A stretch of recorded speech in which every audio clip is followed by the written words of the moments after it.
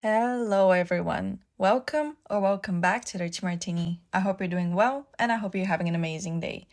I'm so incredibly, no, you don't get it. I'm so incredibly excited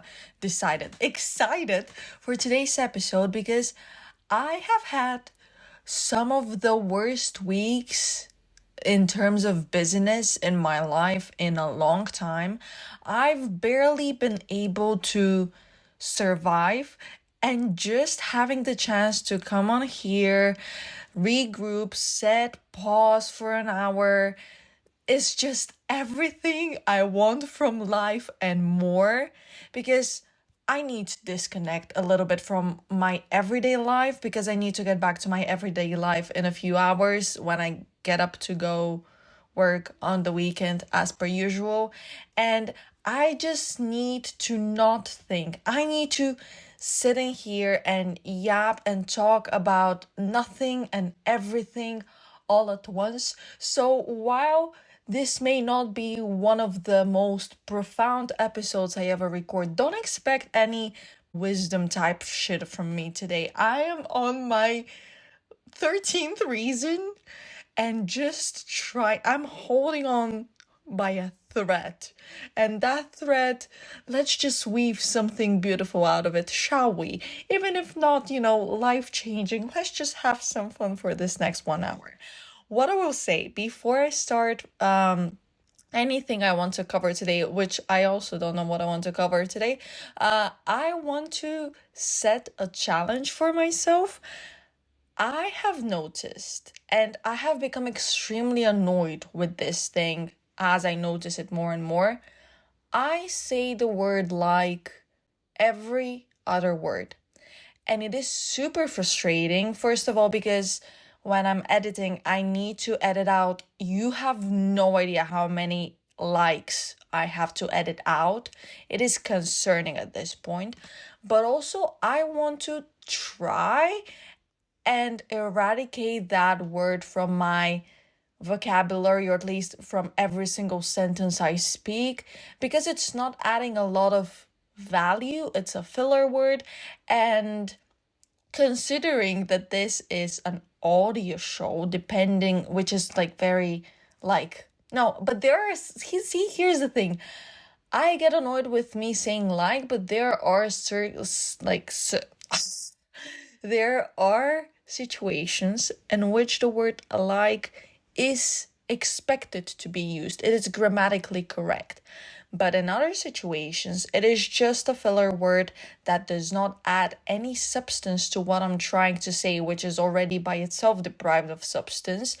And I just want to try and iron out my speech a little bit because, for example, nowadays I've been giving quite a lot of presentations at university, and I have been so self aware of the likes I've been saying, to the point that sometimes I don't even focus on what I'm saying and the content I am presenting. And I don't even know if I'm talking full bullshit at the moment, just making it up, or if I'm actually saying what I'm supposed to be saying. And I want to just stop and be more mindful of the things I say rather than just say stuff for the sake of saying stuff. Although, to be honest, saying stuff for the sake of saying stuff is how Dirty Martini developed. So, pros and cons, But let's just get into it. Today, the first thing I want to talk about is obviously Spotify Wrapped. Um Now, I this might get me a little bit emotional when I talk about Dirty Martini Spotify Wrapped, so let's just start with my own Spotify Wrapped.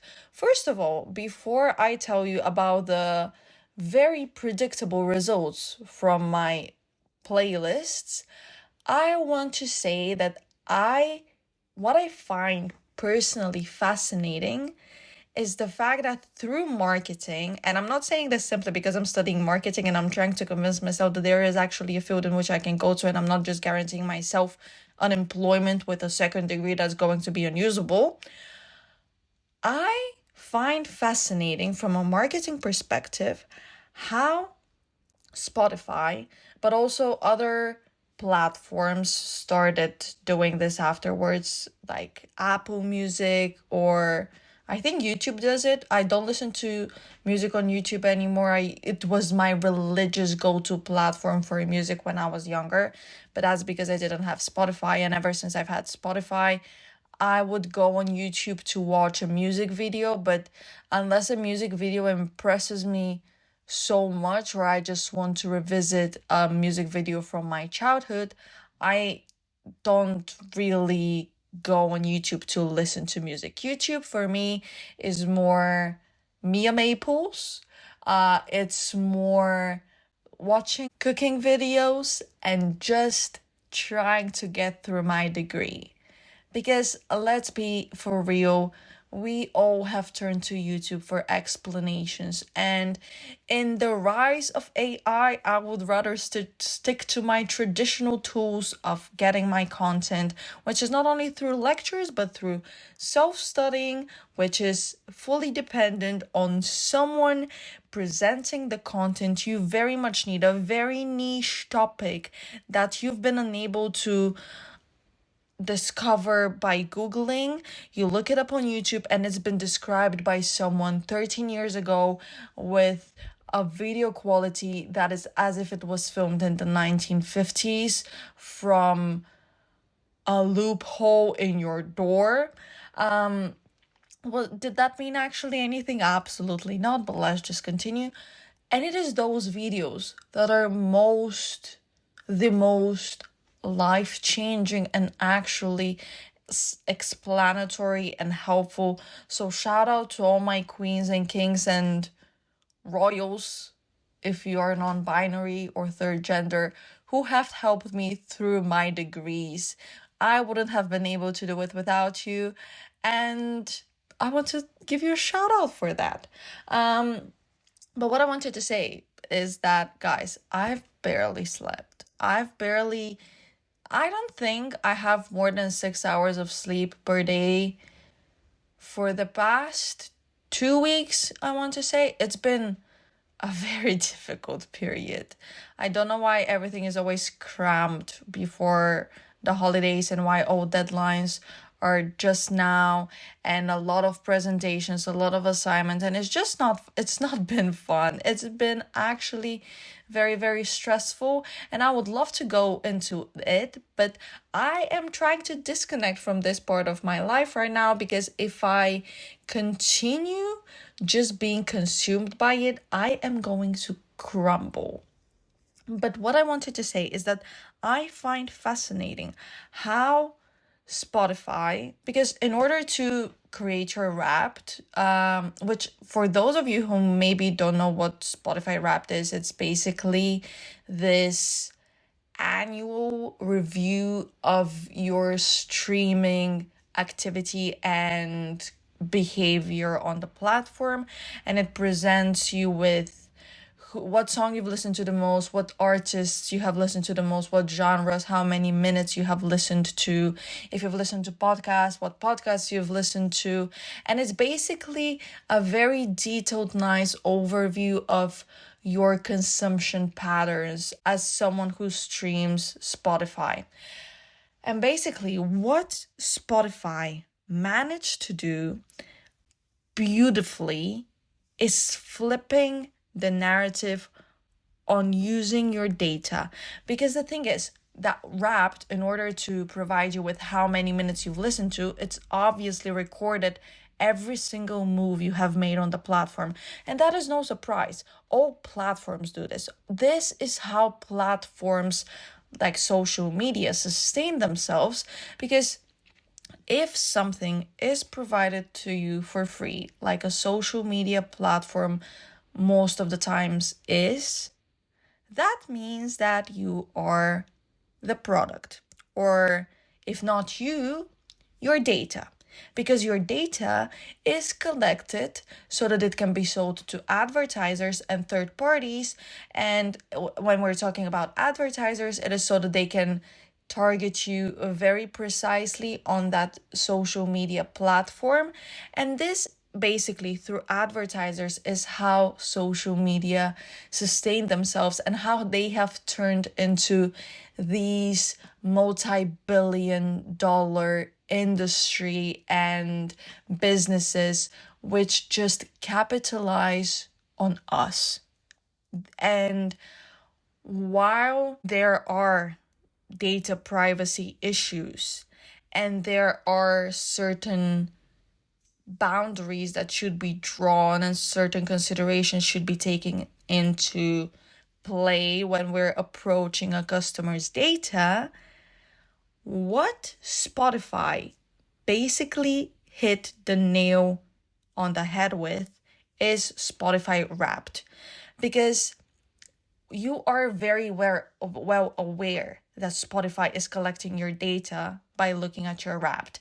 It is very detailed data, and what this is a perfect example of is that people will be willing to give off a certain amount of their privacy. People will be willing to trade their data if they receive something in return.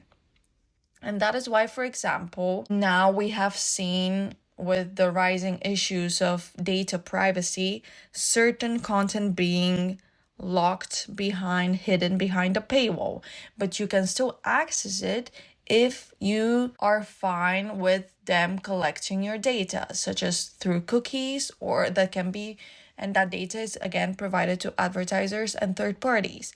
And because we are most likely, or not most likely, but more often than not likely to not want to spend an extra few euros, dollars, or whatever currency your country has, you're not willing to spend that extra money to access an article. So you are fine with giving up your data so that you can access it for free. And it is basically a trade-off. And it is about what you get in exchange for your data. And what is concerning is that a lot of the times consumers don't know how their data is being handled. And what I personally find fascinating is because, for example, in the European Union, we have the GDPR in power, which is the General Data Protection Regulations, I think is what it stands for. If it doesn't stand for this, I'm sorry. I apologize if I'm mistaken. I couldn't be bothered to look it up right now.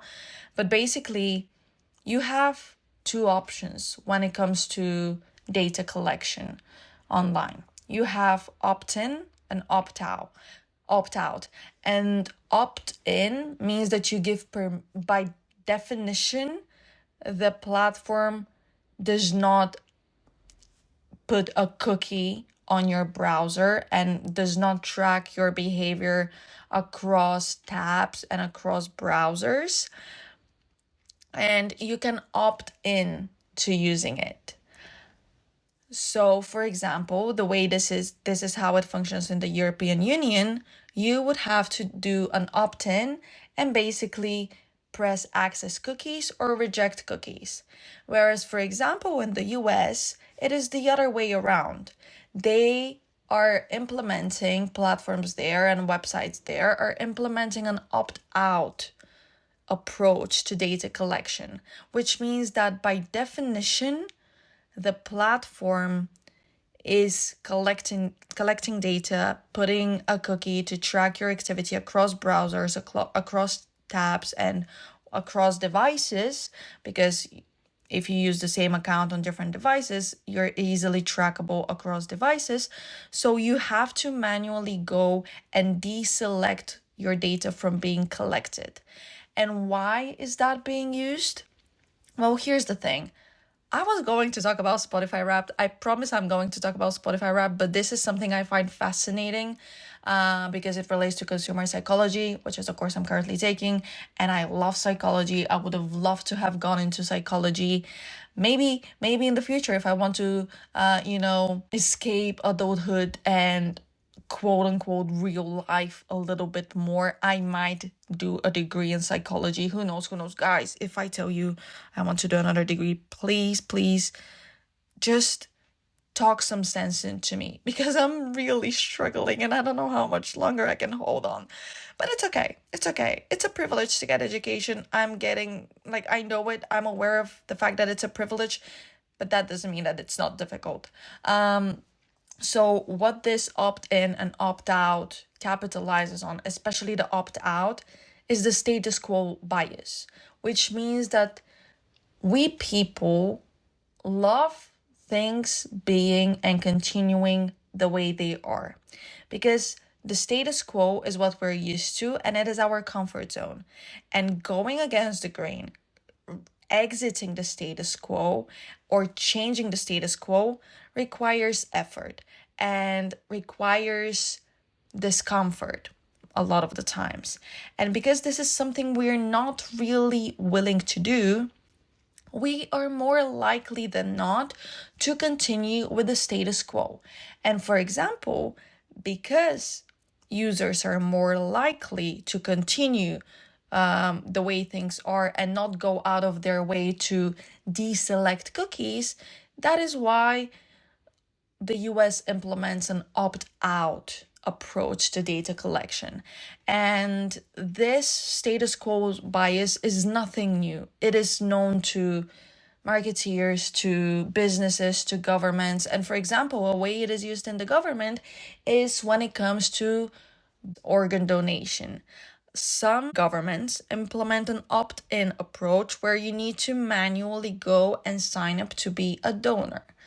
But because a lot of people will not go and do this, because there are friction points, which, for example, you have to go take a day off of work, you have to go sit in a queue, you have to do administrative work.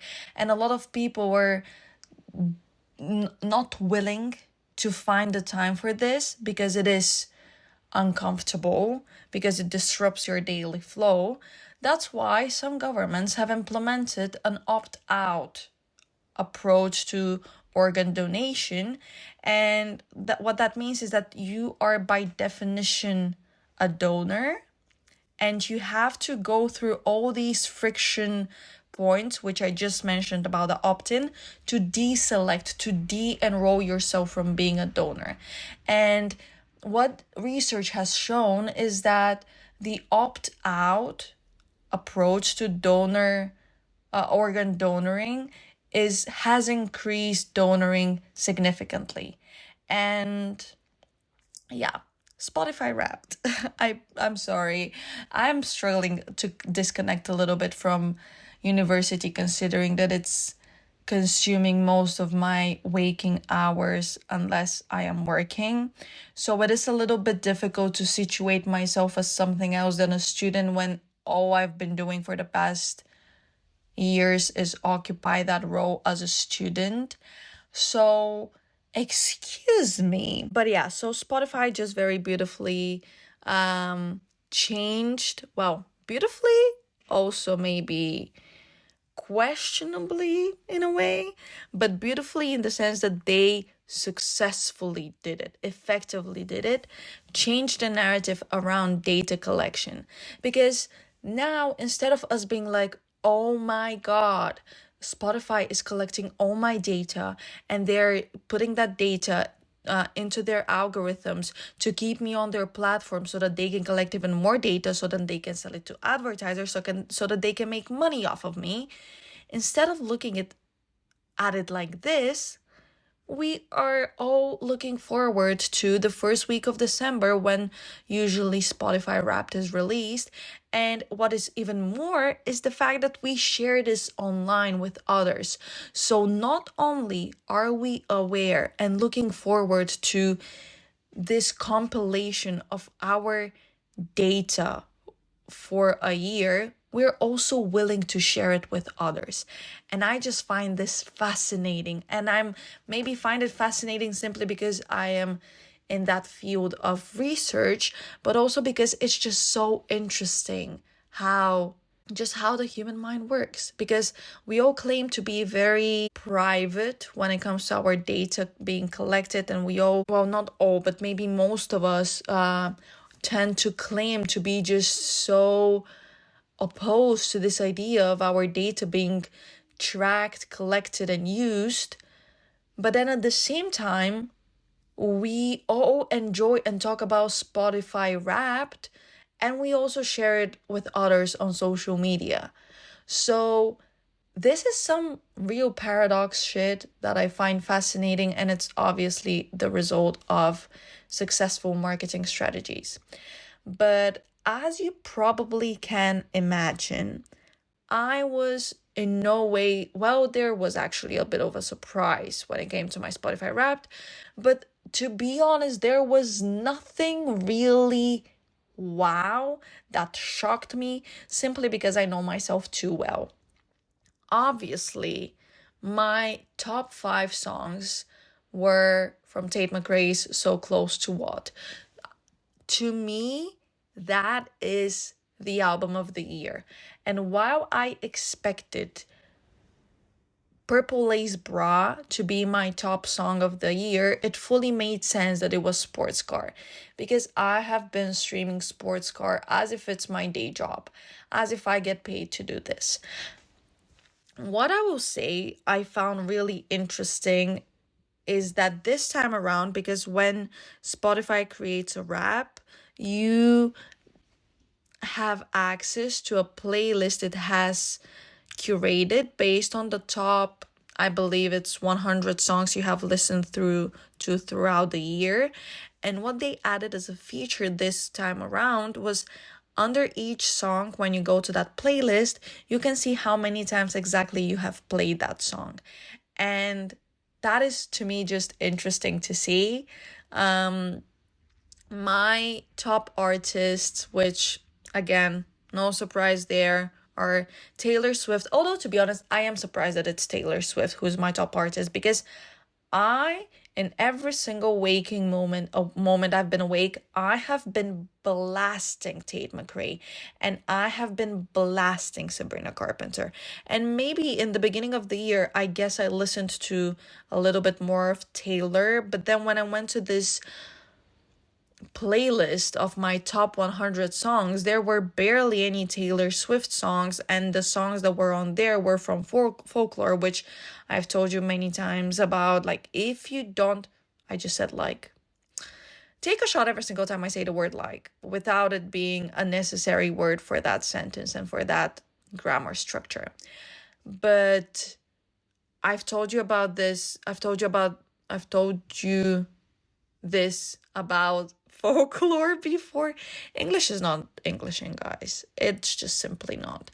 I don't really care where you stand on Taylor Swift in terms of whether you like her art or not, whether this is the type of music you prefer to listen to or not.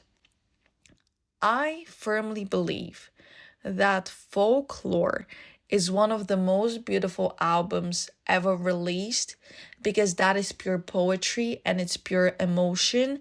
And I don't care if you don't give a shit, if you don't give a rat's ass about Taylor Swift's music, you cannot deny the beauty and the artistry that went into the creation of that album. So maybe just give it a listen. I don't think that Taylor Swift really needs my personal promotion. But there you go, Taylor. Free plug. Free plug. What can I say? You're welcome. You're welcome. I don't know how you would have done it without me.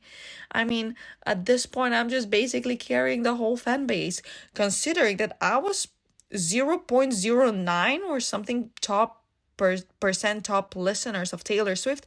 That is some real game there, because we all know that Swifties go hard. They go big or they go home, and they will go big, and then they will go home after having gone big, because there is an entire culture surrounding Taylor Swift's music and art.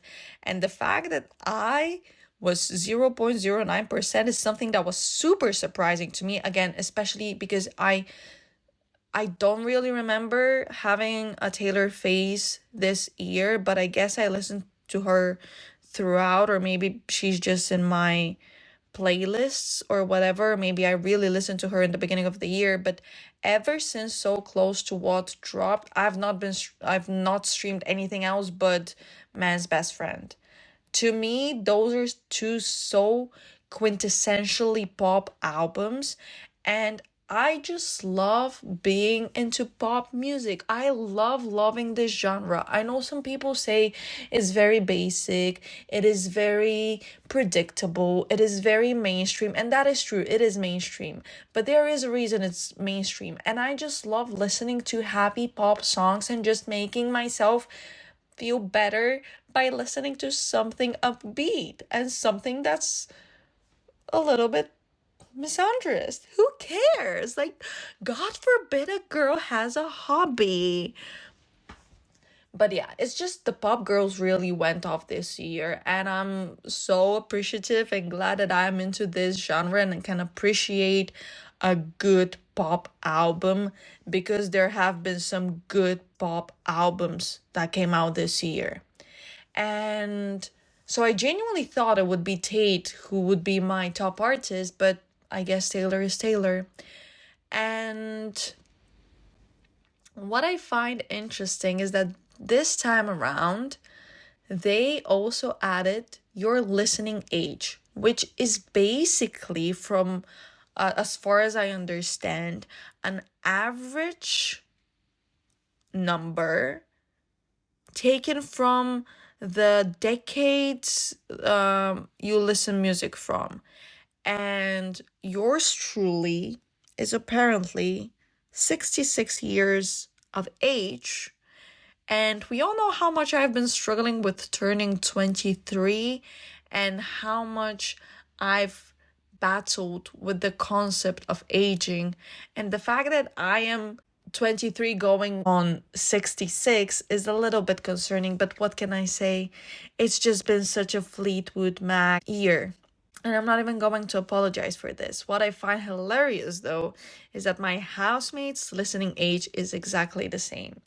And that's just fun. What I find hilarious is that people who have a listening age of 20 or younger, I was talking to this guy, we literally only text once a year, once both of us post each other's Spotify Wrapped on our stories, and we just comment on it. And his listening age was 18, and he said, so now I'm basically just an uncultured girly. And I'm like, first of all, that's misogynistic. Also, who says you're lacking culture? Let's just show some appreciation for modern art. Just because I'm just so quirky and different and listening to music from the older generations doesn't diminish the importance of today's music. I am an appreciator of all music. For all I care, I will be blasting Mozart before I go out. I am an open book when it comes. You know what? That's actually a lie. This is something I became more aware of recently. I have been becoming more and more stuck up in my music genre indulgence. I just like what I like and I listen to what I like, which is fine because that means that my needs when it comes to music are met, but it's also not great because that means that I am limiting my horizon and I might be missing out on some great art out there. So maybe I should actually give New Music Friday a chance and I should just explore different genres, because who knows, maybe I find something that just speaks to my soul. What I found funny, but funny, not haha, but funny weird, funny concerning, is the fact that I have listened to more than 77,000 minutes of music throughout the whole year. And mind you, the year is not over. And that, ladies and gentlemen, and everyone who fits in between or outside those two binary gender structures, let me just do quick maths. 77,000. Let's just say that, even though it's a little bit more. divided by 60 is 1283 hours, which divided by 24 means that I have listened to music for 53.47 days of the year. That means that's what, 1/7 of my year, a little bit less, between 1/6 and 1/7. 6/7. Oh my God. I'm so sorry. I would like to formally apologize. Which is funny because I have fun while listening to music, but it's also a little bit concerning considering that I've spent a month and a little bit over a month and a half, almost 2 months, streaming music and podcast 24/7. That is fun, that is fine, but also I can justify it. I don't need to justify it, but I will. I do connect to the speaker at work and I play music for my 8-hour shift multiple times a week. So that definitely contributes to this. But there is just every single waking moment I spend outside of my house, I spent listening to music. When I go to university, I listen to music. When I work out, I listen to music. When I'm grocery shopping, I listen to music. When I'm just existing, I listen to music, which is fine because I love music. But also, what I have been reflective of is, and this was, I only became aware of once a friend of mine told me that he has been aware of his behavior, which was very similar to mine, and he tried to change it. And basically, I do find myself guilty of this. I sometimes am emotionally avoidant, which I know may come as a surprise to you, considering that I never shut up about my feelings, which is what we love. We love talking about feelings and we love deciphering feelings. The problem is that I, a lot of the times, talk about my feelings rather than feel my feelings. And music has very beneficial effects for me personally because I experience music on a very deep personal level, and music helps me navigate certain situations, experiences, emotions, and it is a crucial tool for my well-being.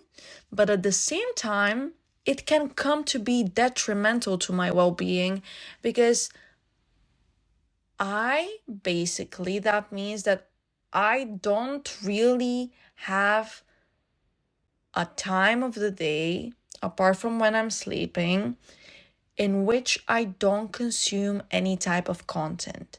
Because if I'm not listening to music, I am studying. If I'm not studying, I'm watching to a YouTube clip, or I'm watching something on Netflix, or I'm reading a book, or I just, in every single moment, I am consuming something coming to me externally, which means that I don't really have the chance to sit with my feelings and, instead of just talking about them, to actually feel them and rationalize them. And I'm not saying that emotions should be rationalized, but emotions would be great if they were at least understood to a certain capacity so that we know how to grow from them and how to learn from them.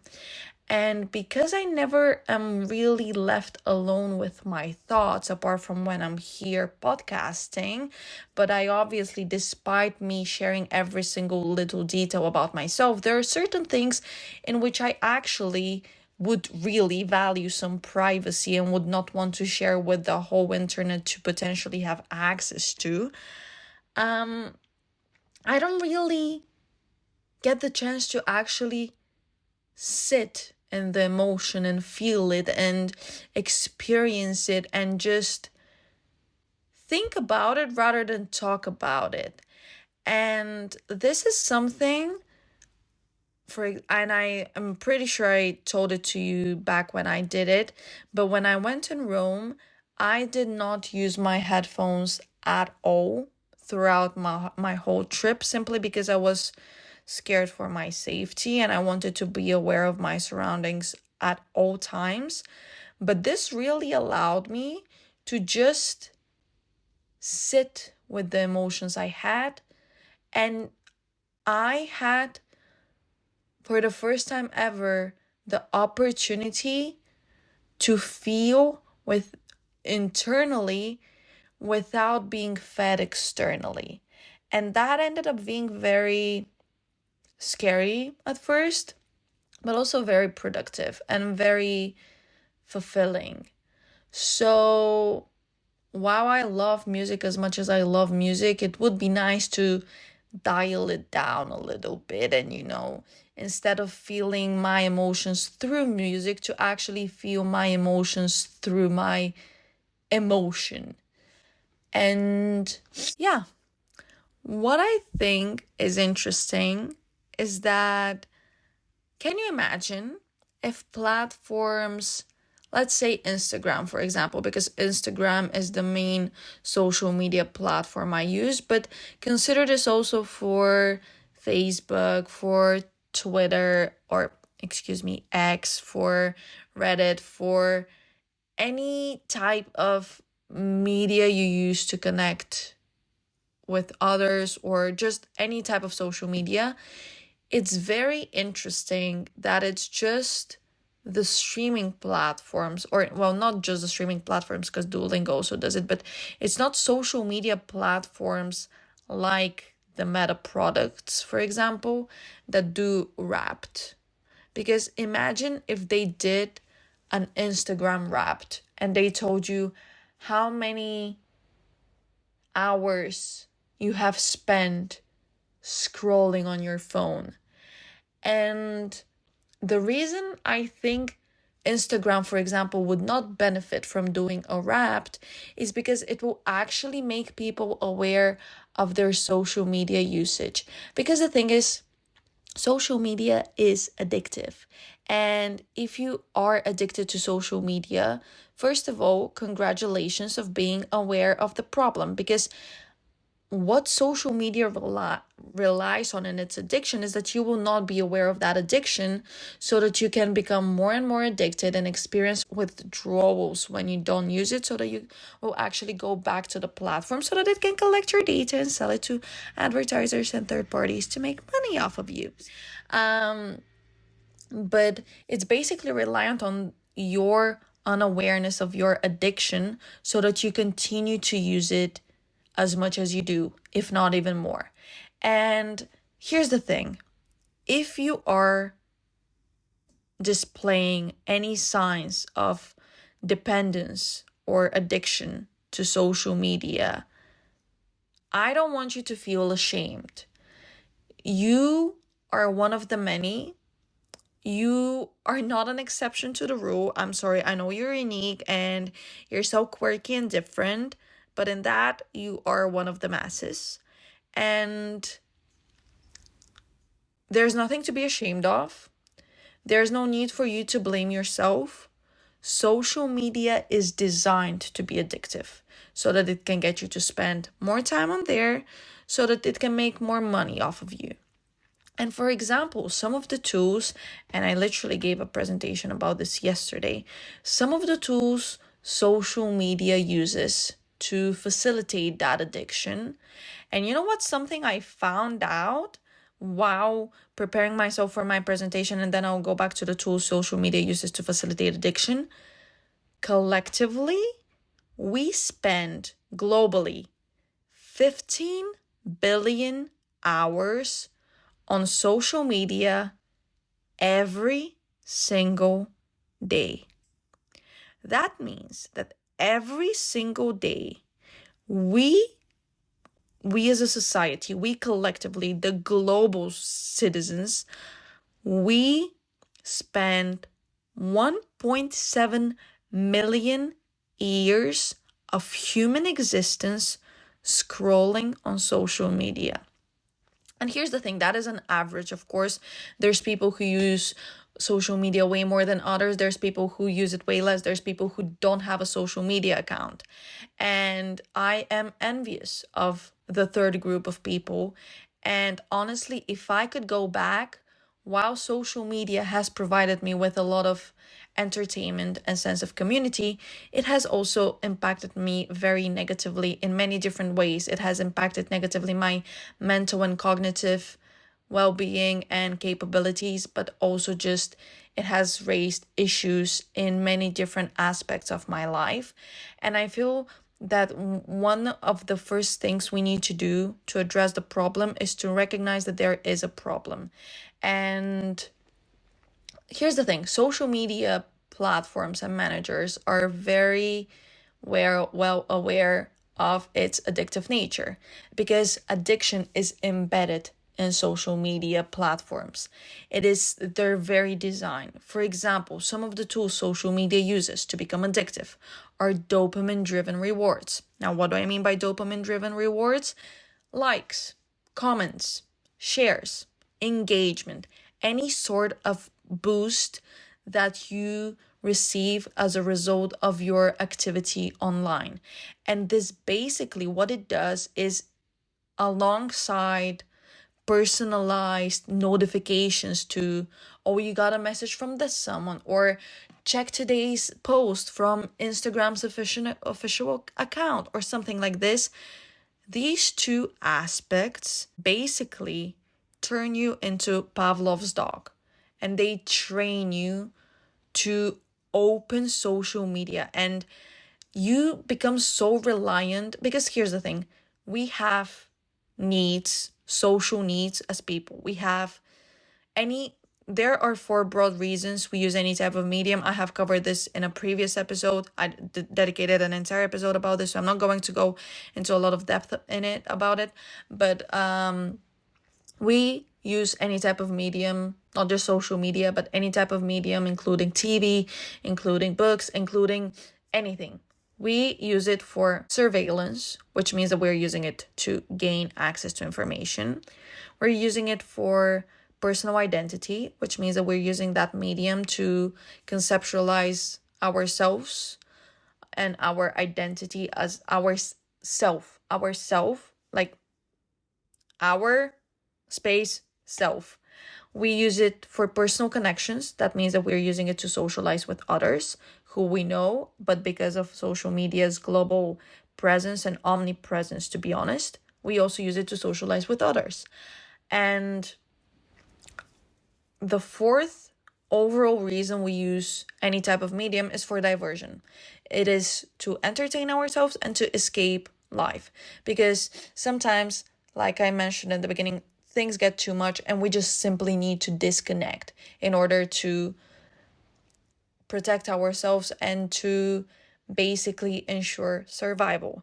And because social media really nicely tends to all those four needs, we develop a dependency on those platforms to fulfill those needs, those innate needs as people. We have as people. And the reason social media is so addictive is not only because it has tools like dopamine driven rewards or personalized messages and notifications, which lure you into opening the app, and then the algorithm feeds you something based on your previous activity, and it basically learns who you are and what you will like and to see, so that those algorithms feed you content you would enjoy seeing, so that you continue watching, so that they can collect more data. I don't know how many times I said they collect more data to sell to advertisers and third parties today, but take a shot for every single time I did. Just don't drive afterwards. Never drink and drive. But social media is also addictive because it capitalizes on our fear of missing out. And what is very closely related to our fear of missing out on social events, on life, on whatnot, is the fact that we have this innate need as humans, innate tendency, let's put it like this, to compare ourselves to others. And social media is exactly that. It is, while it is a very fun tool to connect with others and to entertain ourselves through little silly short reels, it is a tool for social comparison. And while social comparison can be motivating because you can be thinking in it a way that's, oh, this person has achieved ABC, and this is what inspires me to do XYZ.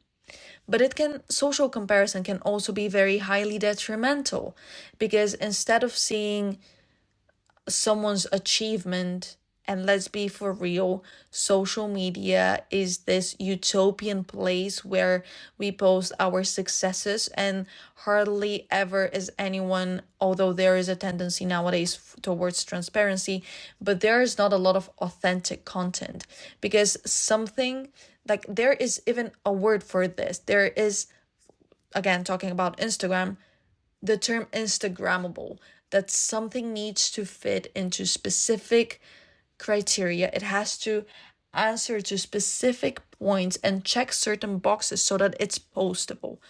What does it mean for something to be postable? Social media is supposed to be a representation of you. And I know we all want to present ourselves in our best light, but that is just not realistic. We are not all at 100% every single day, and we fluctuate, and we mess up, we make mistakes, we fail, and lack of authenticity online basically leads to this detriment that comes from social comparison, because you don't see people's fuck ups. You don't see their mistakes. You don't see that they're also struggling with, let's say, for example, body image issues, or that they're struggling at university, or that they're struggling financially, or that they're struggling in their relationship. You don't see those stuff, because social media is basically this podium of our highlights, and we kind of don't really show the lowlights.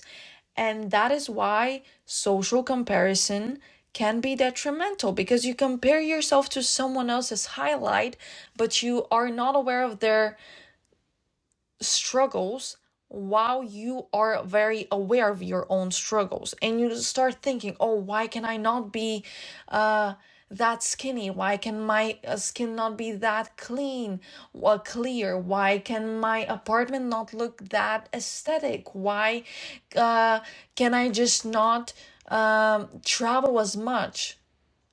That is not realistic, and that is just simply not sustainable way to live. And I genuinely believe that if Instagram had an option of Wrapped, if it provided us with the amount of time we have spent on that platform, again, using Instagram simply for instance purposes, it would lose a big chunk of its users, because a lot of the addicted users are not aware of that addiction, and bringing awareness to how much time you spend on a platform can really backfire. Like, for example, now with myself and Spotify, instead of me being like, oh my god, I spent 77,000 minutes just listening to music, that means I'm so quirky and different. I don't know how many, this is the third time I'm saying this. I am actually becoming self-reflective of, I have spent 2 months of my life on that platform. And sure, it brought me joy, it brought me entertainment, but ultimately, what does it bring to me as a person? Because social media is used as a tool, and in that sentence, I'm going to say I also include Spotify through its curation and self-curation of playlists. It is a way to quote unquote show off, or like conceptualize yourself. Social media is a tool for us to conceptualize ourselves as individuals and as a part of society. And now, for example, I as an individual, because of these results, conceptualize myself as someone who spends a lot of her time using that platform.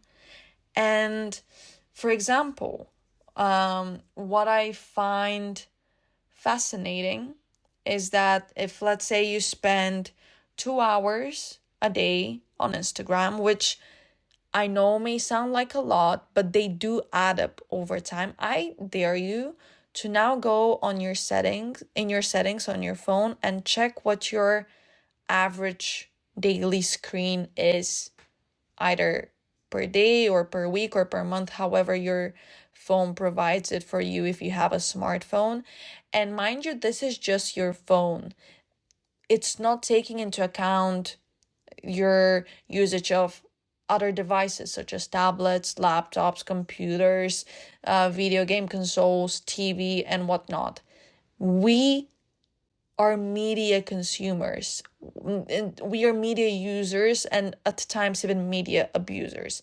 And if, let's say, you have spent 2 hours a day on Instagram, and that is 2 hours, again, I'm pulling up my calculator, 2 hours for 365 days, that is 730 hours divided by 24. That is, if you spend 2 hours a day using your phone, that means that you have spent a straight or gay, whatever, or queer, or whatever, days. How many days? I didn't even mention. 30 days scrolling. And I think this is how social media addictions cure should start, by being aware that it is a problem. And see, here's the thing. For me, it is a problem. For you, it may not be a problem. You may be very well satisfied with your media usage and your media consumption, and you may not see, because for example, for myself, I see this as time wasted. Because did it entertain me? Absolutely. Did I giggle? Yeah. Could I have actually used this time, this 1 month of the year, to do something more productive, like for example, learn a language, start practice a hobby, walk, or just, I don't know, stare at the ceiling, read a book, learn to cook a new recipe, or just organize my room? I could have done this, but I didn't, because I am addicted to social media. And for me personally, the way I perceive this month of social media usage, and let's be real, I'm saying 2 hours simply because I'm optimistic, but there have been days where I've scrolled for hours, and I mean hours, despite me having a time limit on my Instagram app, and me also having deleted the app from my home screen. I see this as time wasted, and it is okay for you to not see it as time wasted. This is my perception and my opinion on how I live my life and whether I am satisfied with how I spend my time. Because I'm really coming to realize that we are very limited in time, and time passes by so quickly, and time will not wait for you to catch up. It will just go. And I don't want to spend my entire life chasing time. I want to live in time. I want time to be a part of me and me to be a part of time, rather than for me to always just sit and wonder, where did the time go? Because I do sit and, it's December, for fuck's sake. It is almost the end of the year. Where did 2025 go? I have no, well, I do have a recollection of it, but I have no concept of sense of how time flies by so fast. And what really made me scared is that in 10 years, if let's say I continue with this 1 month per year, in 10 and 12 years, I will have spent an entire year of my life scrolling on Instagram. And to me personally, that is terrifying, because while Instagram is such a crucial part of my day-to-day regime and routine, I should not give it the access to be a crucial part of my life. But the thing is, how you spend your days is how you spend your life. And if you spend your days scrolling, that means you spend your life scrolling. And I personally don't want to scroll my life away.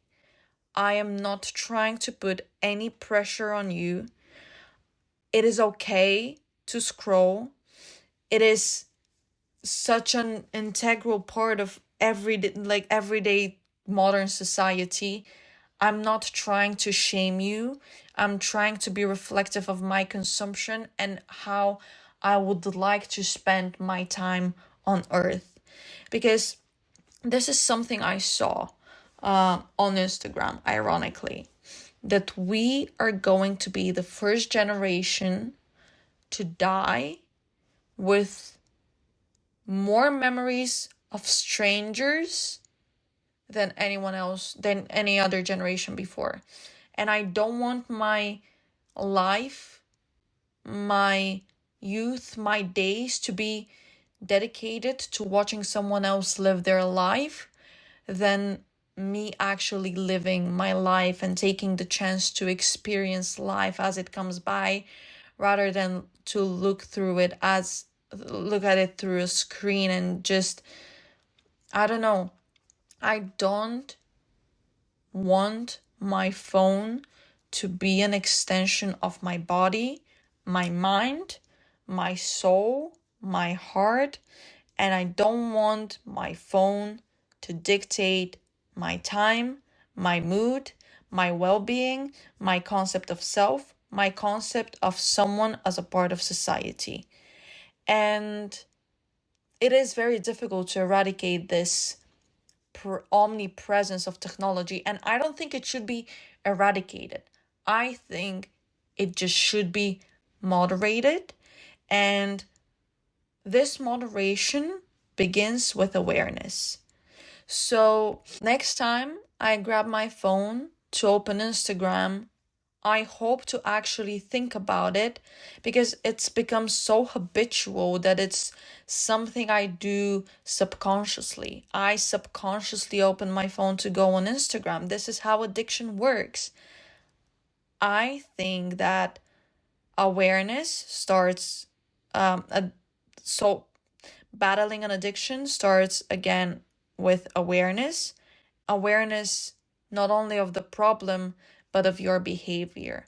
And I feel like if I become conscious of my media usage and media abuse, let's be real, I have the chance to reclaim my time, reclaim my brain, and reclaim my life. And that is a journey. I've been saying, I'm going to delete my Instagram. I'm going to delete my Instagram. And I do it. I do a detox every now and then. But then I always go back to the platform. And I always feel great during the detox, despite the initial fear of missing out, which, like we discussed, social media capitalizes on.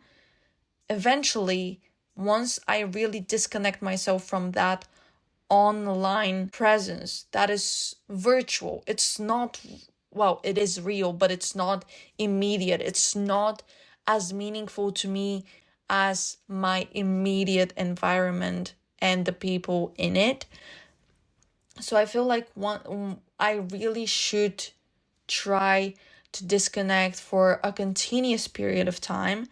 And I cannot just talk about this, because talking about doing a thing is not doing the thing. The only thing that's doing the thing is doing the thing. And I know I've talked about social media addiction before. I know I've talked about my personal experience about it, with it before, but it's been really exacerbated recently. And because I'm doing exactly presentations and research on this right now, it is something that's been at the forefront of my mind, and it's been something I've been very critically aware of, and something I am begging myself to change. So I think I will do that. No, not think. I will do that. It I don't know when, I'm hoping soon, but please hold me accountable. And if you would like to embark on this journey with me, and we can, we will be talking through a form of social media, through Spotify, for example. But all of this started because I wanted to talk about Spotify Wrapped. And then despite me literally being like, oh, I would like to disconnect myself from university and yap about something unrelated for an hour, I literally just went and talked about concepts that I've only become familiar with at university. So it is what it is. But I hope you found this insightful. I hope you enjoyed this. I hope it provoked you to think about your digital habits. And again, please, there is no shame in the game. We are all victims of social media to a certain extent. All of us who have social media, of course. Feeling shame about it is not going to help you solve the problem if you feel like you have a problem. Feeling guilt is not going to turn back time, and it's not going to give you back the hours, days, months, years you've spent on your phone. It's okay. Again, solving the issue starts by accepting the fact that there is an issue, if you think that that is an issue. And it is totally okay for you to not perceive your social media usage as an issue. This is just my own perception of my own personal digital behaviors and consumption. And I do not want you to compare yourself to me, because this is not going to be effective and it's not going to be beneficial. Not for you, not for me. The only person you should compare yourself to is yourself. The person who you were, the person who you are, and to the person who you would want to be. And you should be motivated by who you want to be rather than who I am or who I portray myself as on social media. Because I struggle, and yeah, here I come and talk about those struggles, but on social media, on Instagram, I still post the pictures in which I look pretty. So let's just become more mindful of what social media platforms are doing to us, and realize that while they may be entertaining, that entertainment may come at a cost. It shouldn't have to come at a cost, but it may. But it's also individual and personal. And if you find yourself reflected in what I just said, I want you to know that you're not alone. I did not do this rant to make you feel bad, to make you drive yourself crazy and end up being in an existential crisis. No, this was not the goal at all.